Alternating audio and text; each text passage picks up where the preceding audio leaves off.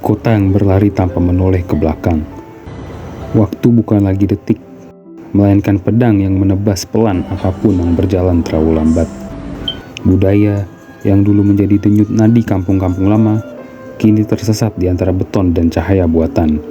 Suaranya tenggelam, ditelan mesin-mesin raksasa yang tak pernah berhenti bernafas. Namun Jakarta, betapapun dingin dan gelapnya, masih menyisakan ruang sempit untuk keajaiban kecil. Di antara bayang-bayang gedung yang mengintimidasi langit, ada sebuah titik cahaya yang menolak padam. Cahayanya tidak mencari sorotan, tidak memohon perhatian, tapi berdiri tegak, seakan berkata kepada dunia, "Aku belum selesai." Tempat itu tidak besar, tidak mewah, dindingnya mungkin retak, atapnya mungkin bocor saat hujan, tapi di dalamnya berkumpul tangan-tangan yang menghidupkan warna, bukan untuk keindahan semata, tetapi untuk sesuatu yang jauh lebih besar, harga diri manusia. Di ruang kecil ini, batik bukan hanya pola yang digambar, ia adalah jaring pengaman, sebuah pelukan bagi ibu-ibu yang mencari nafkah, oase bagi anak muda yang takut masa depan menelannya bulat-bulat. Inilah tempat di mana warna berbicara lebih jujur dari kata-kata, tempat di mana garis-garis halus tidak hanya menyimpan sejarah, tetapi juga menyimpan perjuangan. Perjuangan agar sebuah komunitas kecil tetap bisa berdiri di tengah kota yang seringkali tidak memberi ruang untuk orang-orang kecil. Perlawanan tanpa pedang, perang tanpa teriakan, tapi tetap heroik. Karena ia berjuang mempertahankan sesuatu yang tidak lagi diperhatikan oleh banyak orang, martabat, warisan, dan kesempatan hidup. Dan selama cahaya itu masih menyala, selama tangan-tangan ini masih menggenggam canting dengan keyakinan yang tidak mudah patah, Jakarta belum benar-benar kehilangan jiwanya. Halo Pak, kenalkan nama saya Isat sebagai mahasiswa Trilogi. Kebetulan kali ini saya ada tugas untuk mewawancarai pengusaha batik atau perajin batik. Bisa dikenalkan Pak, nama Bapak siapa dan sebagai apa di sini? Perkenalkan, saya Hari, salah satu founder dari Rumah Batik Pak Batu, dan kegiatan sehari-hari saya adalah mengedukasi batik lewat prosesnya pastinya, dan juga memproduksi batik-batik Jakarta kontemporer. Saya juga menghadirkan motif-motif yang terbarukan agar anak-anak muda minat untuk menggunakan batik yang melalui proses batik. Oke. Mungkin bisa diceritakan sedikit Pak, bagaimana sih kira-kira usaha ini berjalan gitu? Perjalanan waktu dari 2013, jadi hampir 12 tahun hari ini, di 2025 ini. Jadi di saat 2013 di Hari Batik Nasional, saya dan teman-teman founder menginginkan menghadirkan rumah batik yang fokus mengedukasi, yaitu dengan memberdayakan warga sekitar dan di luar warga Pak Batu pastinya. Lalu juga kami melakukan kegiatan-kegiatan yang memang berharap bisa menjadi bagian dari pemberdayaan, sekaligus juga melibatkan teman-teman disabilitas, teman-teman pejuang kanker, dan para ibu marginal. Oke Pak, tadi kan sudah Bapak singgung dikit ya Mas perihal yang disabilitas itu Pak. Kira-kira dampak sosial dari usaha Bapak itu selain untuk yang disabilitas itu apalagi sih Pak kira-kira Pak? Ya, mungkin saya harus sampaikan lagi kenapa saya juga melibatkan teman-teman disabilitas. Harapan saya dan teman-teman di Rumah Batik Pak Batu menghadirkan kesetaraan ya.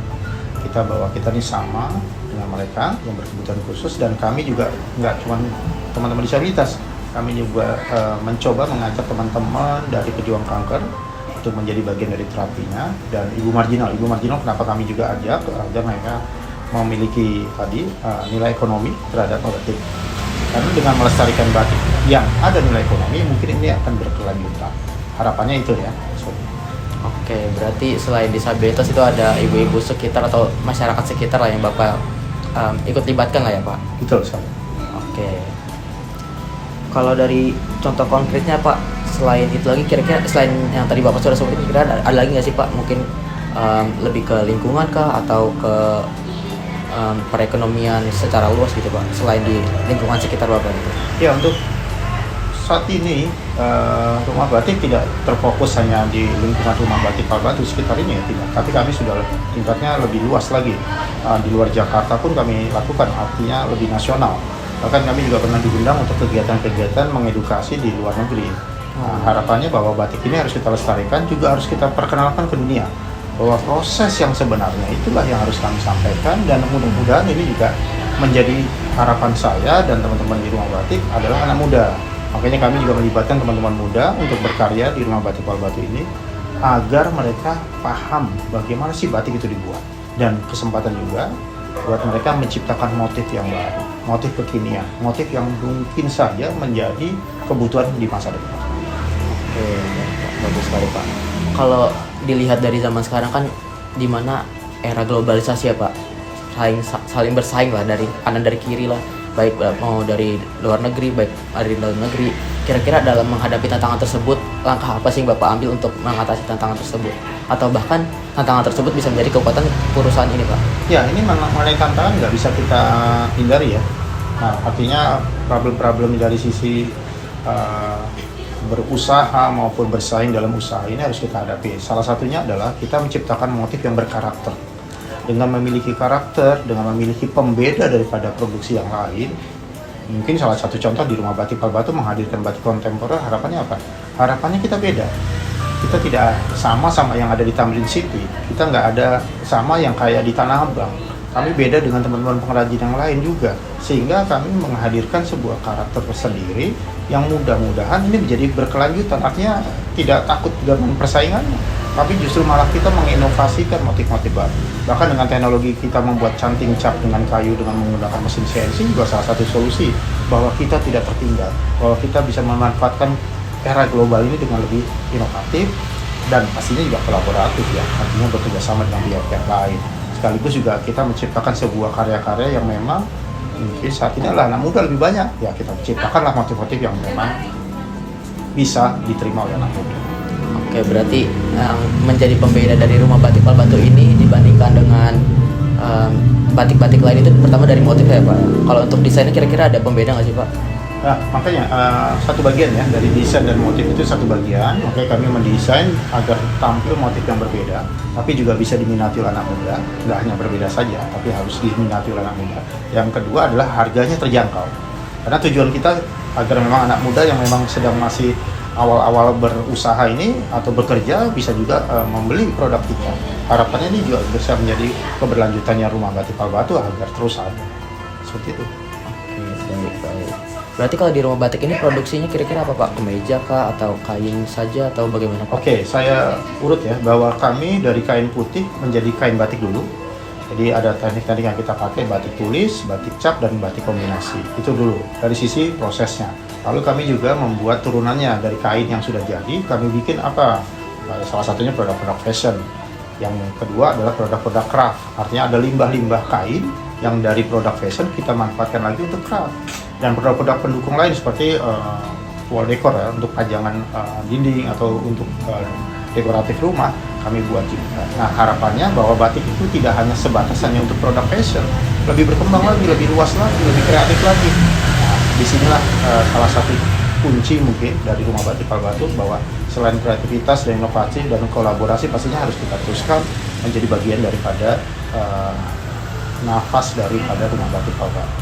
Oke Pak, koreksi ya Pak kalau saya salah. Berarti dari yang Bapak omongin tadi bisa saya tangkap gitu Pak. Bisnis Bapak ini bukan hanya untuk mengejar keuntungan Pak, tapi memberikan dampak sosial juga Pak. Betul Pak, seperti itu Pak? Ya, karena memang di awal kali kami tujuannya adalah pelestarian yang bisa menjadi nilai pemberdayaan. Menghadirkan adanya pembatik yang tadinya tidak ada, kita hadirkan. Dengan mengedukasi tanpa mengenakan biaya. Makanya warga Palbatu tidak sepeser pun kami kenakan biaya. Namun untuk mengatasi hal itu agar kegiatan ini terus bisa berjalan, memang kami menerapkan ada beberapa tamu yang kita ajak untuk berkegiatan di sini dengan membayar pada kita sebagai Batik Palbatu, karena kami berikan semua fasilitas, alat bahan dan lainnya.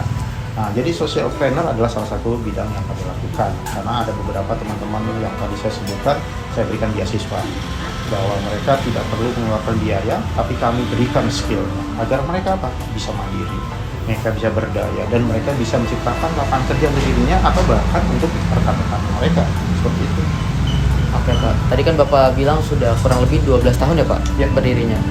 Kira-kira apakah selama 12 tahun itu masih berjalan sampai saat ini atau bagaimana Pak? Ya, kami terus jalankan, bahkan di program 2026 kami punya kegiatan lagi, yaitu meningkatkan beasiswa membatik Lalu juga kami akan membangun namanya Akademi Batik Tuli. Kita akan mengadakan sebuah ruang khusus untuk teman-teman disabilitas dan teman-teman non disabilitas, artinya kelas inklusif, untuk mereka melakukan kegiatan yang bisa menjadikan karya mereka menjadi nilai ekonomi maupun nilai untuk mengisi waktu yang lebih positif. Kira-kira sudah berapa banyak sih perajin batik yang Bapak lahirkan dari perusahaan ini gitu, dari rumah batik ini? Waduh, saya nggak punya data lengkap, tapi mungkin kalau dari beberapa yang sudah kami lakukan hampir 2000-an untuk mengajak terlibat sini. Lalu juga ada beberapa teman-teman yang sudah memiliki usaha puluhan, tadinya tidak bisa membatik, lalu bisa menekuni dunia batik, lalu dia punya usaha. Bahkan juga ikut mengajar juga, jadi mereka berbagi kepada lingkungannya juga. Inilah yang harapan saya, bahwa apa yang dia dapat di sini dia bisa pindahkan atau tularkan kepada lingkungan sekitar mereka, nggak cuma di Kalbatu atau di Jakarta ya, bahkan di luar kota ya. Tujuannya ke sana agar bahwa batik ini juga punya dampak nggak cuma sekitar wilayah kami, tapi di luar wilayah kami juga harus berdampak. Seperti itu. Oke, berarti secara nggak langsung udah lumayan menyebar luas lah ya apa yang Bapak bangun inilah ya. Untuk jangka panjangnya Pak, kira-kira harapan Bapak apa sih Pak untuk jangka panjangnya, untuk anak muda kah atau untuk perajin-perajin batik yang sudah Bapak ciptakan gitu atau Bapak bantu? Ya, harapan saya dengan membuka rumah batik adalah hadir anak-anak muda yang ingin memahami, mengetahui bagaimana batik itu harus dibuat, dan lalu mereka punya rasa jatuh cinta terhadap batik itu sendiri melalui prosesnya. Lalu dia bisa menciptakan motif-motif baru, dan akhirnya mereka melakukan sebuah kegiatan seperti kami, yaitu punya usaha tapi juga tetap bisa berbagi. Itu harapan saya, dan ini harus tidak hanya rumah batik yang berkelanjutan, tapi mereka lah yang juga harus berkelanjutan. Makanya kami selalu membuka pintu untuk siapapun yang ingin belajar batik, lalu ingin menciptakan batik baru, atau bahkan mau jadi pengusaha batiknya, kami dukung pasti. Dan kami berikan fasilitas yang sifatnya agar mereka merasa terbantukan dengan hadirnya rumah batik. Untuk bantuan itu apakah seperti alat kah atau keuangannya atau bagaimana Pak? Ya, salah satunya adalah dukungan tadi skill. Jadi skill atau ilmu atau teknik membatiknya dulu kami ajarkan. Lalu kalau terhadap alat dia terkendala, kami bisa pinjamkan. Kalau alat sudah dia miliki, berarti kami juga bantu mungkin pemasarannya. Jadi produk yang mungkin mau dipasarkan di sini atau dititipkan atau kami beli, mungkin kalau dengan harga yang pantas kami bisa beli. Lalu kami juga ajak mereka berkolaborasi bersama, umpamanya pameran bersama, atau mengikuti kegiatan-kegiatan yang sifatnya bisa membantu mereka bisa berkembang. Gitu. Oke, berarti di sini tuh produk yang Bapak jual itu bukan hanya produk dari Bapak, tapi juga ada produk-produk yang telah diciptakan oleh perajin-perajin batik yang sudah Bapak latih lah atau Bapak ajarkan gitu Pak? Ya, jadi gini, kalau yang sudah kami latih, berarti mereka menjadi mitra. Jadi bagian dari mitra kami, berarti bisa saja motif atau desain dari kami. Mereka hanya tinggal memproduksi sehingga mereka lebih cepat. Lalu mereka juga bisa membuat sendiri, mereka bisa jual sendiri atau bisa kami bantu.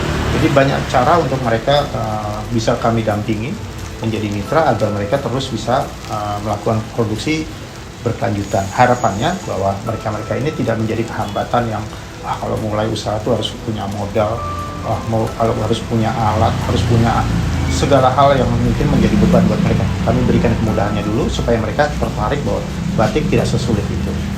Oke, baik Pak. Mungkin kurang lebih udah ya Pak. Semoga harapan Bapak tadi bisa berjalan dengan lancar dan semoga bisa dikembangkan. Usahanya pun semoga semakin sukses ya Pak. Amin.